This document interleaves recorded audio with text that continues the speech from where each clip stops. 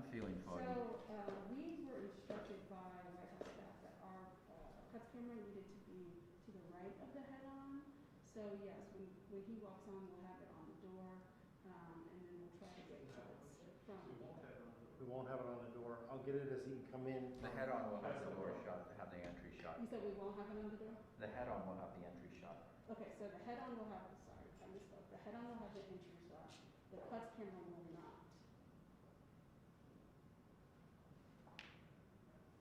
Yeah, the head-on will swing over to the door. Watch him walk to the. The door is under the. Watch him walk to the podium.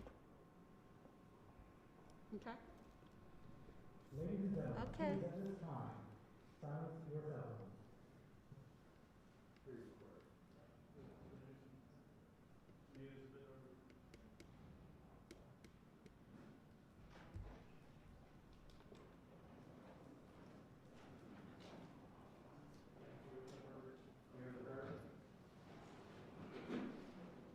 No, that cannot be down.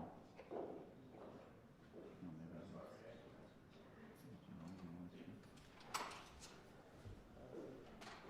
Jasmine, Yes. as soon as the press are set, I'll call 2 minutes. Okay. So I think you say we're probably 5 minutes away, Okay. maybe less than that. I was just saying, as soon as we get the press up, I'm gonna call 2 minutes right then, everyone. But you guys are set though, right? Yes, we are. 2 minutes.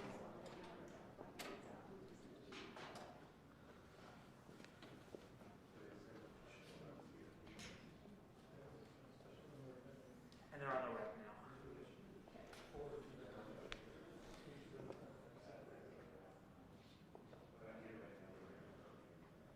Is that your like pre-warm up? Stretching.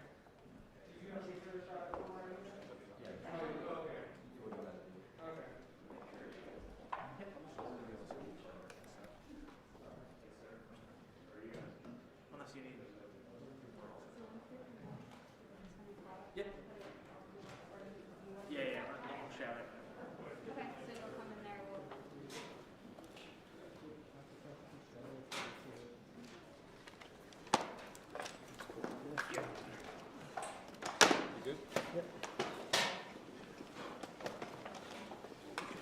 The true 10 feet today, guys. So, for money with the 10 feet rule.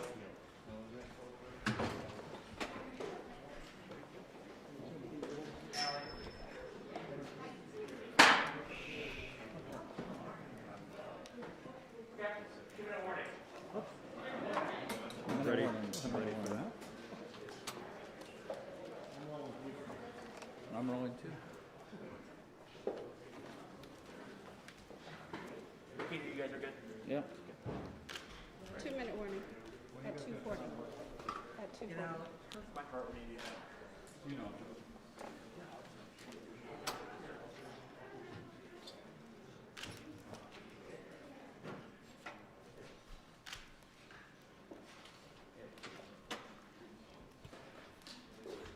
That was nice to meet you, Bert. Okay, great. And I'll go with you.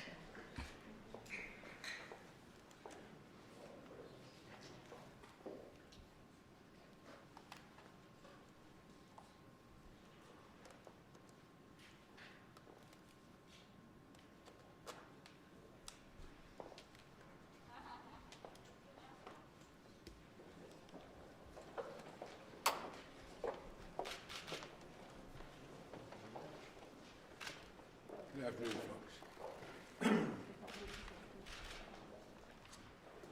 Good afternoon. I promised when I got elected I'd always give it to you straight from the shoulder. The good, the bad, the truth. So as we head into Christmas weekend, I want to answer your questions about the rising number of COVID cases, COVID-19 cases. And I want to start by acknowledging how tired, worried, and frustrated I know you are. I know how you're feeling. For many of you, this will be the first or even the second Christmas where you look across the table, will be an empty kitchen chair there. Tens of millions have gotten sick. We've all experienced upheaval in our lives. But while COVID has been a tough adversary, we've shown that we're tougher. Tougher because we have the power of science and vaccines that prevent illness and save lives. and tougher because of our resolve. Let me answer some questions that lay out the steps the Vice President and I are taking to prepare for the rising number of cases experts tell us we can expect in the weeks ahead. First, how concerned should you be about Omicron, which is now the dominant variant in this country, and it happened so quickly? The answer is straightforward. If you're not fully vaccinated, you have good reason to be concerned. You're at a high risk of getting sick. And if you get sick, you're likely to spread it to others, including friends and family. And the unvaccinated have a significantly higher risk of ending up in a hospital or even dying. Almost everyone who has died from COVID-19 in the past many months has been unvaccinated. Unvaccinated.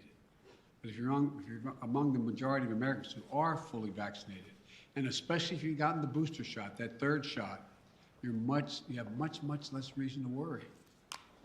You have a high degree of protection against severe illness. But because Omicron spreads so easily, we'll see some fully vaccinated people get COVID, potentially in large numbers. There will be positive cases in every office, even here in the White House, among the vaccinated from Omicron. But these cases are highly unlikely to lead to serious illness. Vaccinated people who get COVID may get ill, but they're protected from severe illness and death. That's why you should still remain vigilant. According to our doctors, even if you're fully vaccinated, you should wear a mask when indoors and in public settings.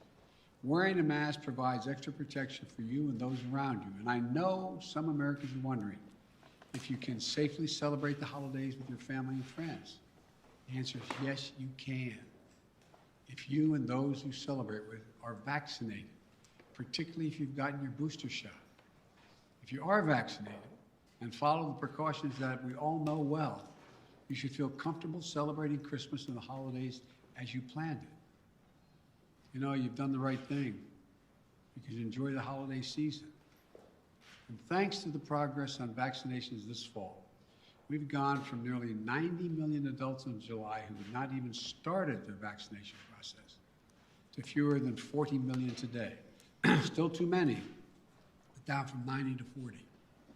All these people who have not been vaccinated, you have an obligation to yourselves, to your families, and quite frankly, I'm not only criticized for this, to your country.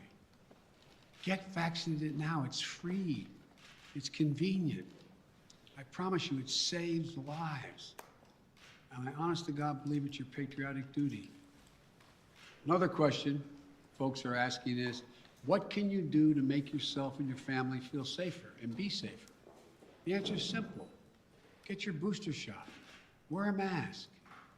Our doctors have made it clear. Booster shots provide the strongest of protections. Unfortunately, we still have tens of millions of people who are eligible for the booster shot but have not yet gotten it. They've gotten the first two shots, but they've not gotten the booster. Folks, the booster shots are free and widely available. Over 60 million Americans, including 62% of eligible seniors, our most vulnerable group, have gotten their booster shots. I got my booster shot as soon as they were available. And just the other day, former President Trump announced he had gotten his booster shot. Maybe one of the few things he and I agree on. People with booster shots are highly protected.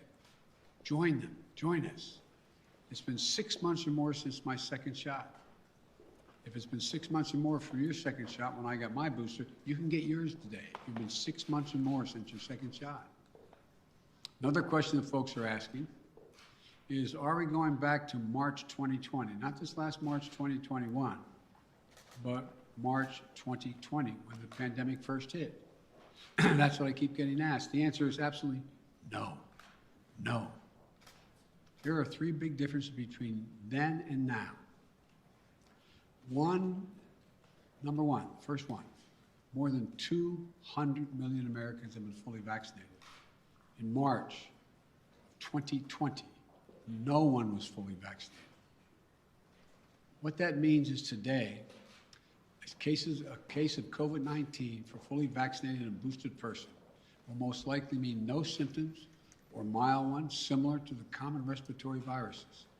Over 200 million Americans should have the peace of mind that they did not have in March of 2020. They're protected from hospitalization, and they're protected from death. Second point, we're prepared today for what's coming. In March of 2020, we were not ready.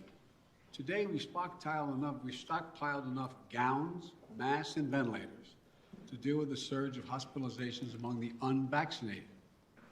Today, we're ready. And as I'll explain in a few minutes, we're going to be reinforcing our hospitals, helping them. Number three, we know a lot more today than we did back in March of 2020. For example, last year, we thought the only way to keep your children safe was to close our schools. Today, we know more and we have more resources to keep those schools open. You can get 5 to 11-year-olds vaccinated, a tool we didn't have until last month. Today, we don't have to shut down schools because of a case of COVID-19. Now, if a student tests positive, other students can take the test and stay in the classroom if they're not infected, rather than closing the whole school or having to quarantine. We can keep our K through 12 schools open. That's exactly what we should be doing.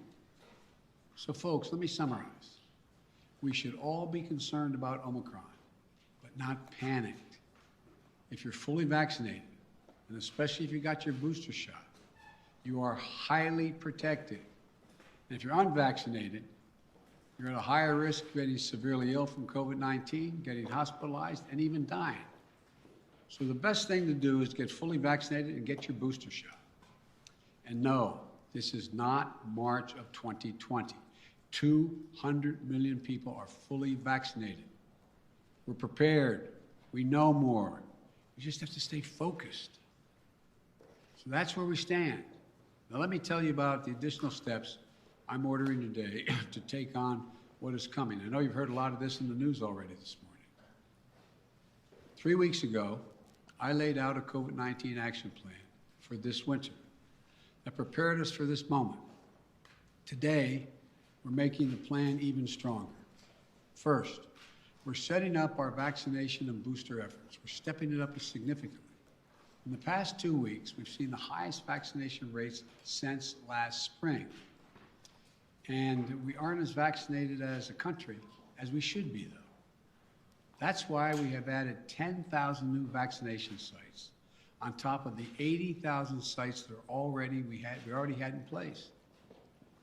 And even more will open in January. I know there's some parts of this country where people are very eager to get their booster, where it's harder to get an appointment, So starting this week, I'll be deploying hundreds more vaccinators and more sites to help get the booster shots in people's arms. I've ordered FEMA, the Federal Emergency Management Agency, to stand up new pop-up vaccination clinics all across the country where you can get that booster shot.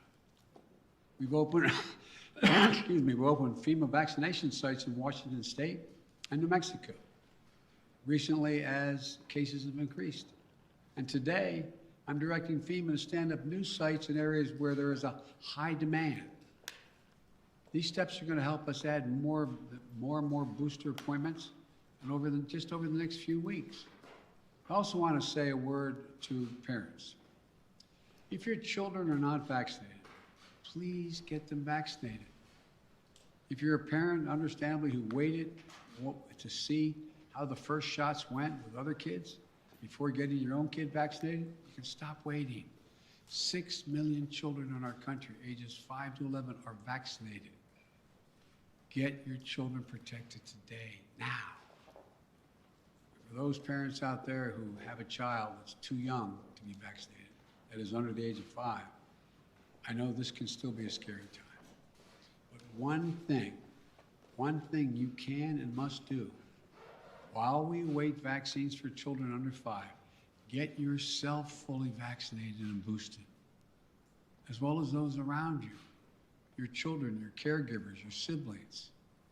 It's critical to mask up in public indoor places.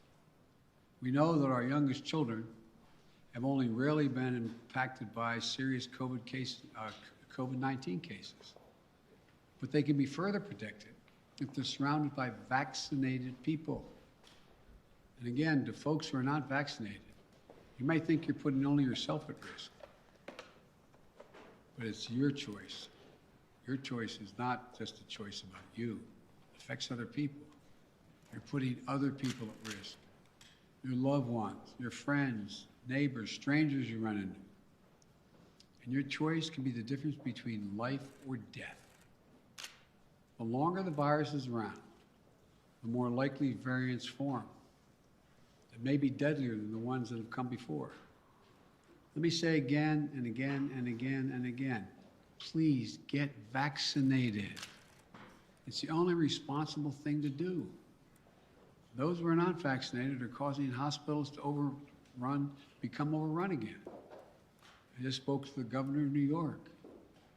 Every COVID-19 hospital means someone with a heart attack, cancer, or other serious illness may not get that bed and that life-saving care they need in the hospital. Look, let me give it to you straight again. Omicron is serious, potentially deadly business for unvaccinated people. Let me be clear. Thanks to the prior administration and our scientific community, America is one of the first countries to get the vaccine. Thanks to my administration and the hard work of Americans, we led a rollout and made America among the world leaders in getting shots in arms. But uptake slowed this summer as vaccine resistance among some hardened. Look, the unvaccinated are responsible for their own choices. But those choices have been fueled by dangerous misinformation on cable TV and social media. You know, these companies and personalities are making money by peddling lies and allowing misinformation that can kill their own customers and their own supporters. It's wrong. It's immoral. I call on the purveyors of these lies and misinformation to stop it. Stop it now. One of the other things that we know that has to be done is more testing. Because Omicron spreads easily, especially among the unvaccinated. It's critically important that we know who's infected. That means we need more testing. And on that score, we're now where we should be. Yes, we have over 20,000 free testing sites.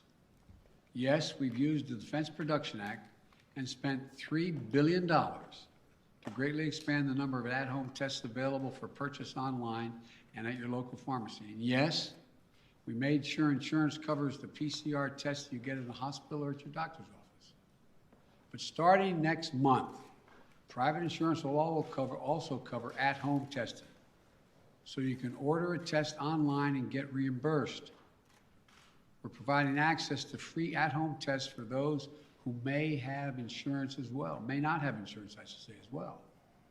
But it's not enough. We have to do more. We have to do better. And we will. Starting this week, the federal government will set up emergency testing sites in areas that need additional testing capacity. Before Christmas, the first several of these federal testing sites will be up and running in New York City, with many more to come. This free testing is going to help reduce the waiting lines, the time you have to stand there, and sometimes it's an hour or more. We're going to continue to add federal testing sites where needed, so that if you want an immediate test, there'll be a place where you can go get it. We also need to do better with at-home testing. So I'm announcing today the federal government will purchase $500 million, that's not million, billion with a B, additional at-home rapid tests with delivery starting in January. We'll be getting these tests to Americans for free. And we'll have websites where you can get them delivered to your home. We've arranged for it to be easier for you to find a free COVID testing site near you on Google. Just enter COVID test near me in the Google search bar, and you can find a number of different locations nearby where you can get tested. We're going to continue to use the Defense Production Act, as we did earlier this month, to make sure we're producing as many tests and as quickly as possible. The bottom line is it's a lot better than it was, but we're taking even more steps to make it easier to get tested and get tested for free. Next, we're preparing hospitals for what's coming. Those 40 unvaccinated adults have a good chance of getting COVID-19, and some of you will get very sick. That'll mean hospitals are going to get extremely stressed again, both in terms of equipment as well as personnel to care for those who get sick.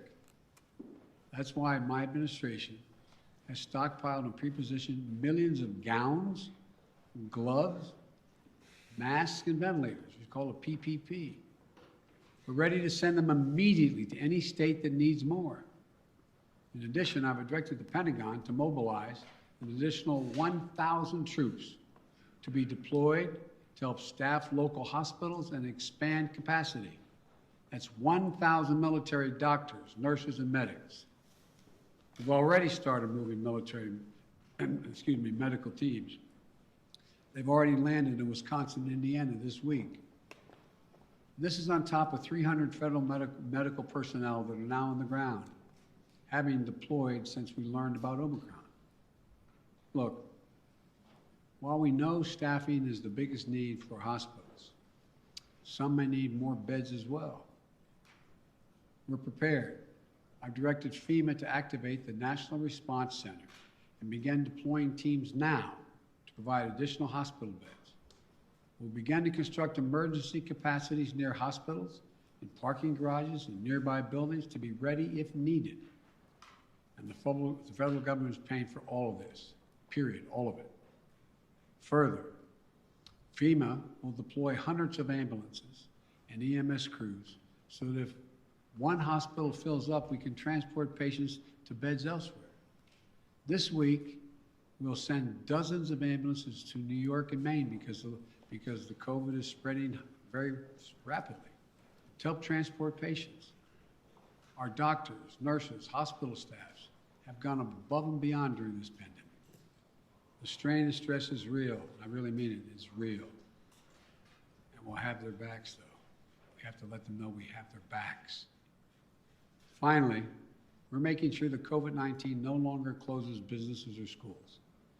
Last week, the federal court reinstated my administration's vaccination or test. The vaccination or test rule for businesses with more than 100 employees.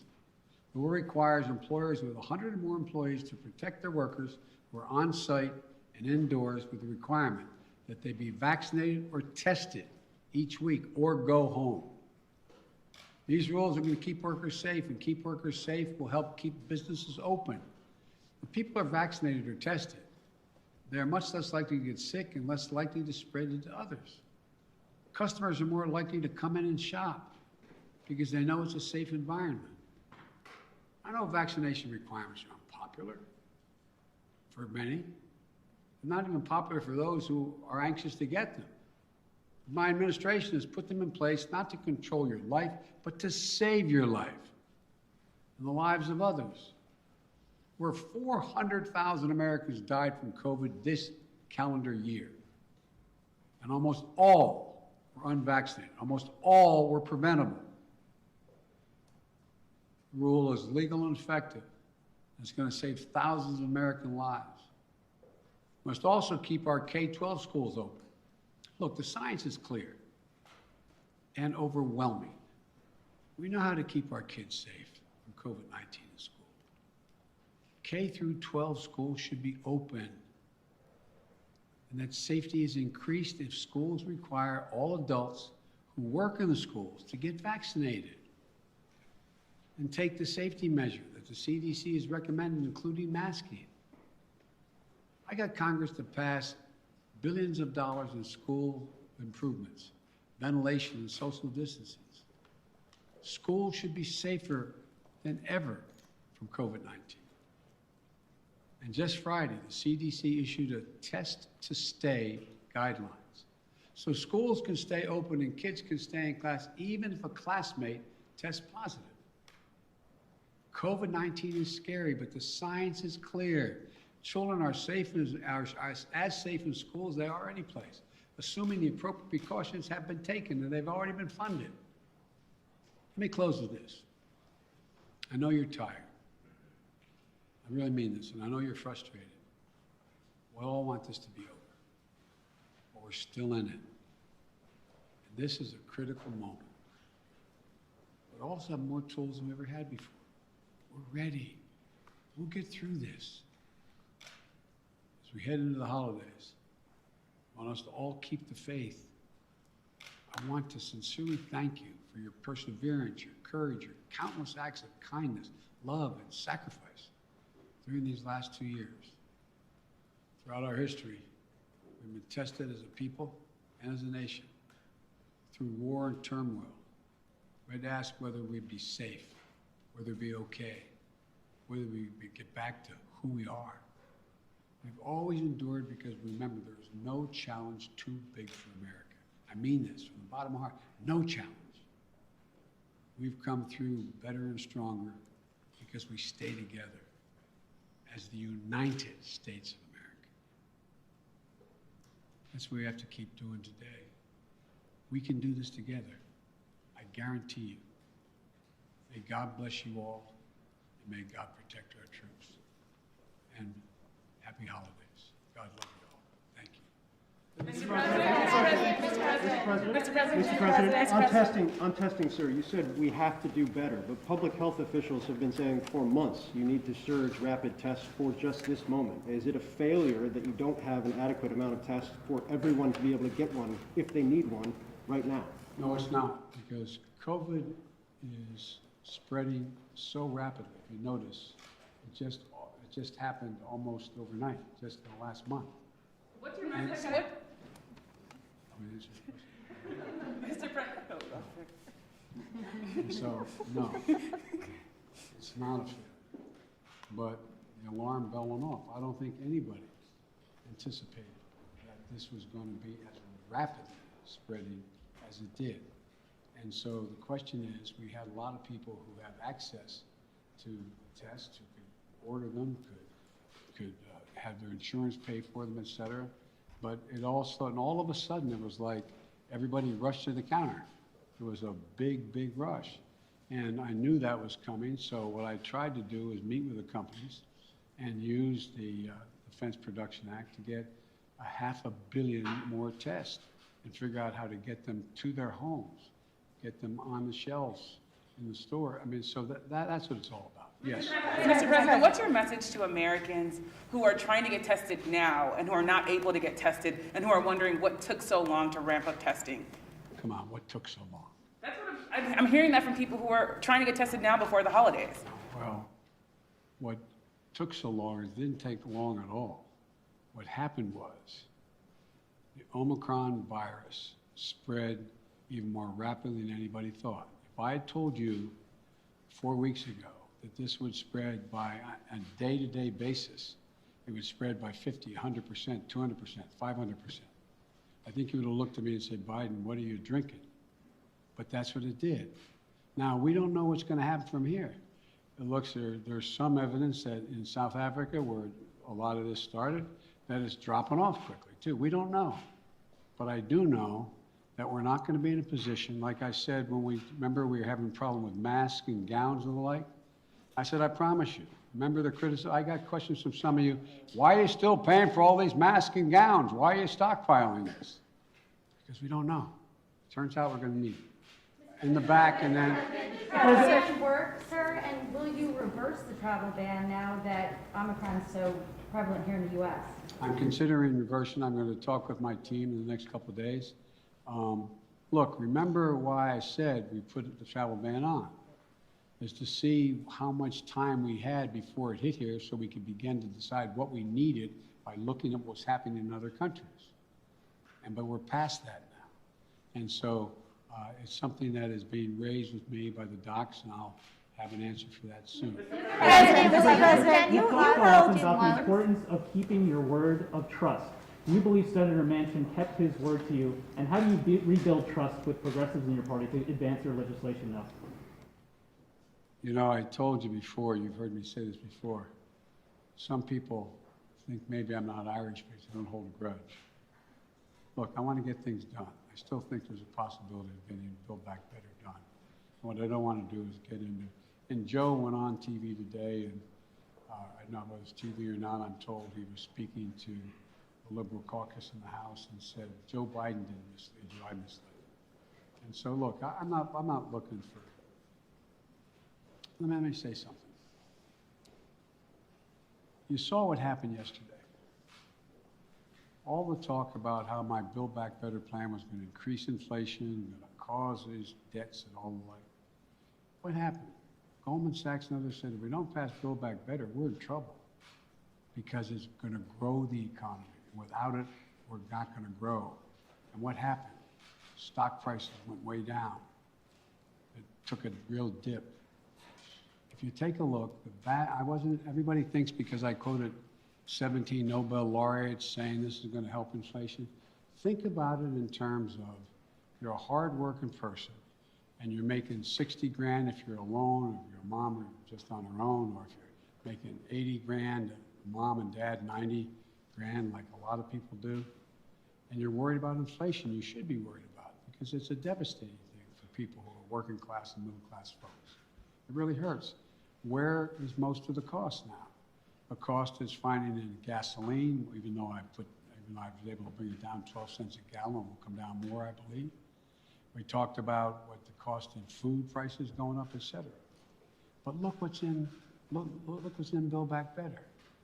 Child care. You can reduce it by up to 70%. That'll be the difference between 20 million women who aren't back in the workforce being able to go back if you pass it. We're talking about health care, insulin. In a situation, we got 200,000 kids with type 1 diabetes. You know what it's costing? It cost somewhere between 10 cents and $10 to come up with the formula, okay, a while ago, right?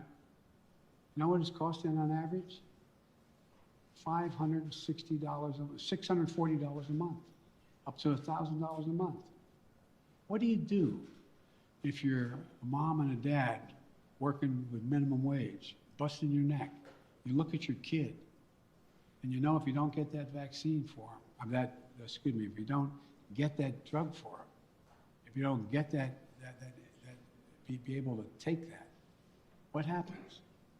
They're likely to go in a coma, maybe die. Not only do you put the kid's life at stake, you strip away all the dignity of a parent looking at their child. I'm not joking about this. Imagine being a parent, looking at a child, and you can't afford. You have no house to borrow against. You have no savings. It's wrong.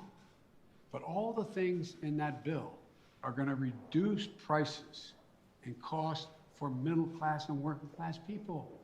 It's going to reduce their cost. What's inflation? Having to pay more than the money you have because things have gone up. Well, bring down all those costs across the board from child care to a child care tax credit. But I'm not supposed to be having this press conference.